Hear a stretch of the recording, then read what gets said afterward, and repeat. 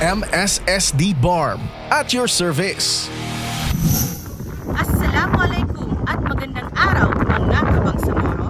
Nagsagawa ng data gathering ang MSSD para sa research nitong Bangsamoro Women's Studies for Institutional and Legislative Reforms and Advocacies o BASIRA sa mga sektor ng kababaihan dito sa Island Municipality ng Bangingi sa Sulu nitong July 16, 2025. Layunin ng isinagawang field activity na makapanayam at makonsulta ang iba't ibang sektor ng kababaihang sama upang matukoy ang kanilang mga pangunahing pangangailangan at hamon sa komunidad. Ang BASIRA ay isang pioneering research initiative ng MSSD na naglalayong mangalap ng lokal at makabuluhang datos upang gabayan ang pagbuo ng inklusibo at gender-sensitive na mga programa at pulisiya sa Bangsamoro.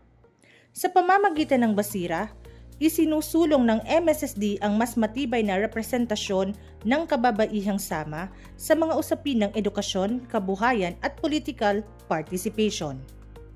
Kabilang sa mga lumahok sa data gathering sessions ay mga solo parent, senior citizens, kabataan, persons with disabilities, vendors, magsasaka, mangingisda, parent leaders at community leaders mula sa mga barangay ng Luok, Tungkil at Tabialan.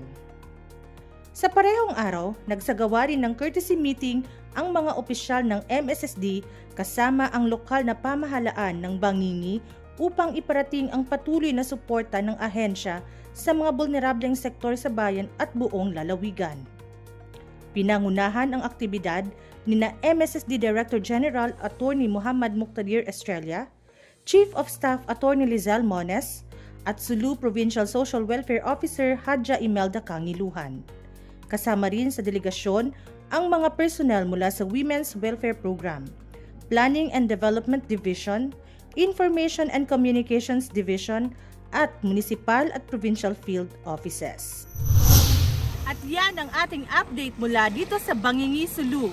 Sa ngalan ng Sulu Provincial Communications Team, ako po si Rosada Sapayani ng Bangsamoro Muna, MSSD at your service.